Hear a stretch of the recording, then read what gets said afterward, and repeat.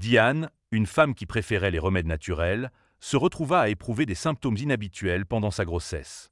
Ventre grossissait à un rythme extraordinaire, et elle commença à ressentir des douleurs qui ne semblaient pas typiques. Malgré cela, elle était réticente à consulter un médecin. Diane avait toujours détesté les hôpitaux, privilégiant plutôt les remèdes maison qu'elle avait appris en grandissant à la ferme de ses parents. Là-bas, les accouchements étaient pris en charge par des sages-femmes, et elle comptait que son enfant naisse de la même manière. Son mari, Michael, inquiet de la croissance inhabituelle de son ventre et de ses symptômes, insista pour qu'il consulte un médecin pour un examen. Bien qu'il respectât ses préférences, il pensait que des soins médicaux étaient nécessaires, surtout dans cette situation. Diane, cependant, était convaincue que tout allait bien, lui assurant qu'elle était enceinte. Elle était certaine que les changements dans son corps étaient des signes d'un bébé en croissance, et elle avait parlé avec des amis qui avaient eu des expériences similaires. À contre-cœur, Diane accepta de se rendre à l'hôpital, non pour des tests mais simplement pour confirmer sa grossesse. Le médecin le confirma, et Michael était ravi. Cependant, Diane, ferme dans sa décision, refusa toute intervention médicale supplémentaire. Elle dit au médecin qu'elle gérerait tout à la maison, comme sa mère l'avait fait pour elle, et que son bébé naîtrait là où elle-même était née, entourée de traditions. De retour à la ferme, Michael était ravi mais de plus en plus inquiet. Le ventre de Diane continuait à grandir à un rythme alarmant, et il remarqua qu'elle ne ressentait pas les signes habituels du travail. Il tenta de la convaincre de retourner à l'hôpital pour des tests supplémentaires, mais Diane restait confiante. Elle faisait confiance au fait que son bébé viendrait quand le moment serait venu, et elle ne voyait pas de raison de s'inquiéter. Au fil des mois, Michael devint de plus en plus anxieux, voyant le ventre de Diane se développer à une taille inimaginable. Il s'inquiétait que quelque chose ne va pas, mais Diane restait calme, ayant confiance dans le cours naturel de la grossesse. Elle lui demanda d'appeler Madame Constant, la sage-femme, pour vérifier l'évolution de sa grossesse. Diane pensait que l'assurance de la sage-femme apaiserait les inquiétudes de Michael. Lorsque Madame Constant arriva, elle fut choquée par la taille du ventre de Diane. Elle se demanda à haute voix si Diane attendait des jumeaux, voire des triplés, une possibilité qui ne leur était jamais venue à l'esprit. La sage-femme vérifia les signes du travail, mais il n'y en avait aucun. Il n'y avait ni contraction, ni dilatation, et le bébé ne semblait pas pressé de faire son apparition. Diane fut rassurée, mais Michael devint encore plus suspicieux, se demandant si la grossesse était plus compliquée qu'il ne le pensait. Malgré ses préoccupations, Diane était déterminée. Elle faisait confiance à son corps pour porter et accoucher de son bébé naturellement, comme sa famille l'avait toujours fait. Au fil des semaines, elle maintenait sa croyance que tout arriverait quand ce serait le moment.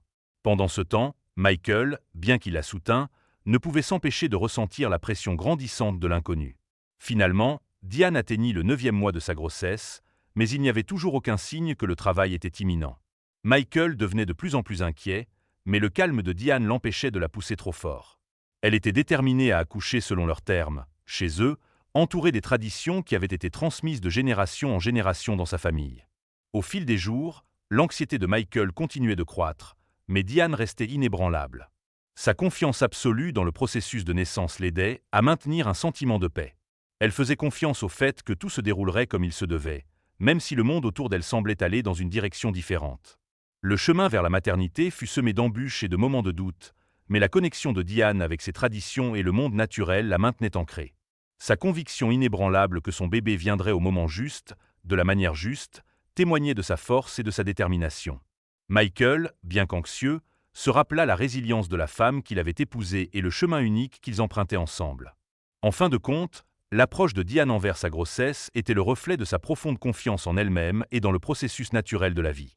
Michael, malgré ses inquiétudes, apprit à accepter que parfois, la meilleure chose à faire était de lâcher prise et de faire confiance au voyage qui les attendait. L'arrivée de leur bébé, quand elle arriverait, serait sûrement un moment de grande joie.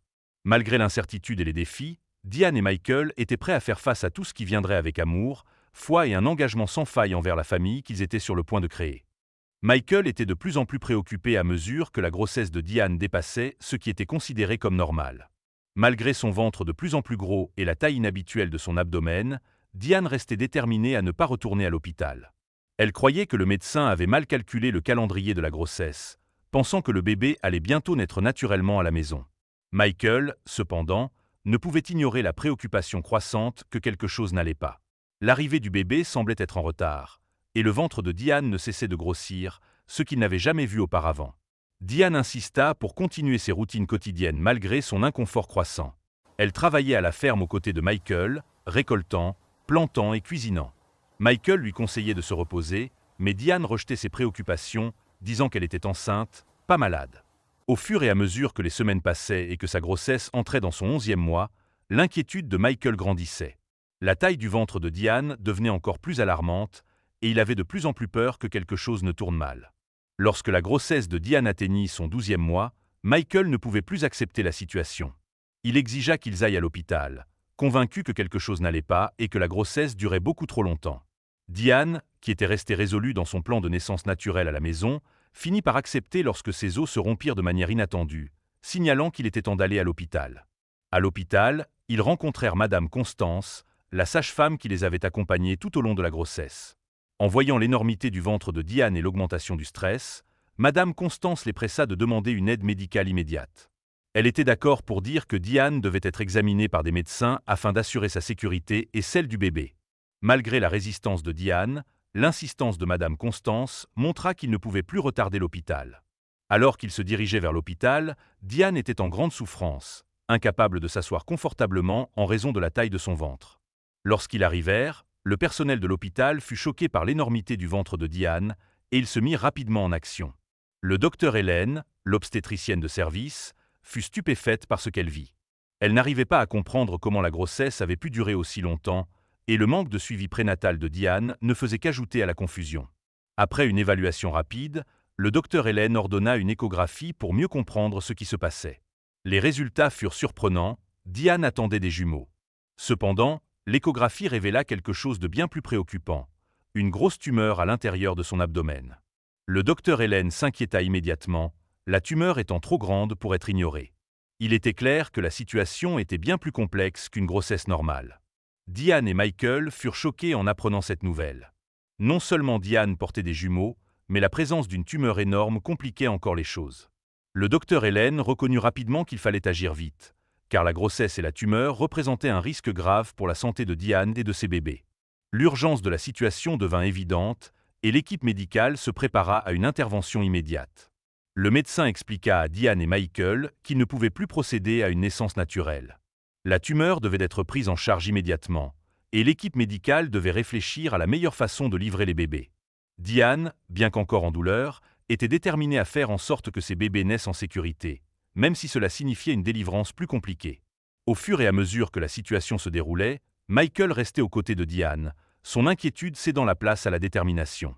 La gravité de la situation était claire, mais il n'avait pas d'autre choix que de compter sur l'expertise de l'équipe médicale. La santé de Diane et la survie de ses bébés étaient en jeu, et il fallait agir rapidement. L'attente tranquille de l'accouchement s'était transformée en une course contre la montre. L'équipe médicale travailla efficacement, préparant Diane à la fois pour l'accouchement et pour l'opération nécessaire pour retirer la tumeur. Tandis que les médecins se préparaient, l'incertitude de l'issue pesait lourdement sur Michael et Diane. Ce qui avait commencé comme une grossesse apparemment normale s'était transformé en une situation de vie ou de mort. Diane, malgré la douleur accablante, restait concentrée sur le fait d'assurer le meilleur résultat possible pour ses enfants. Finalement, l'accouchement commença. L'équipe médicale travailla rapidement pour délivrer les bébés tout en prenant en charge la tumeur. Ce fut une procédure compliquée et intense, mais grâce à l'intervention rapide des médecins, Diane et ses bébés furent stabilisés. L'opération pour retirer la tumeur fut un succès, et le danger immédiat passa. Tandis que Michael et Diane prenaient conscience de tout ce qui venait de se passer, ils réalisèrent à quel point ils étaient proches d'un dénouement beaucoup plus tragique. Leur monde avait été bouleversé de façon qu'ils n'avaient jamais imaginée. Mais à la fin, ils avaient survécu, et leur chemin ne faisait que commencer. Ils avaient surmonté le premier de nombreux obstacles qui se dressaient devant eux. L'expérience les avait à jamais changés. Ce qui avait commencé comme une grossesse simple était devenu une lutte pour la vie. Mais à la fin, Diane et ses bébés étaient en sécurité, et Michael pouvait enfin souffler. Ils avaient affronté l'inimaginable, et bien que l'avenir soit incertain, ils étaient plus forts d'avoir traversé cette épreuve extraordinaire. Le voyage de Diane et Michael ne faisait que commencer, mais ils avaient prouvé qu'ils pouvaient survivre à des défis apparemment insurmontables. Leur vie avait été marquée par cette expérience, et bien qu'ils n'avaient pas encore trouvé toutes les réponses, ils savaient que l'amour, la persévérance et le soutien mutuel seraient les clés pour faire face à tout ce qui pourrait se présenter à l'avenir. Au cours des semaines suivantes, Diane et Michael restèrent à l'hôpital pendant que Diane se remettait de son opération et que les bébés gagnaient en force. À la grande surprise de tous, les jumeaux, bien que nés dans des circonstances extraordinaires, étaient en parfaite santé.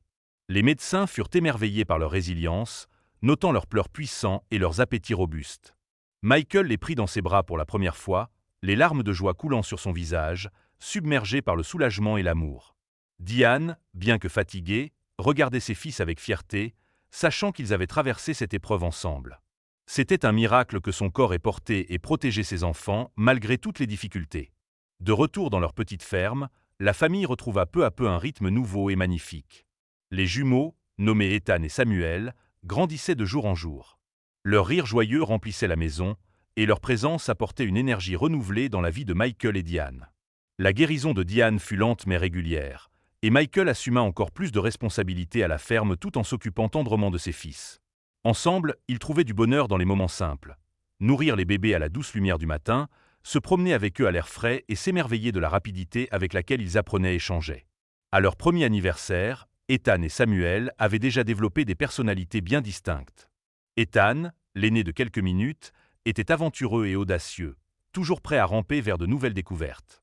Samuel, plus calme et observateur, préférait regarder les bêtises de son frère avant de le rejoindre. Leur lien était indéniable. Ils riaient, jouaient et se chamaillaient parfois comme tous les frères.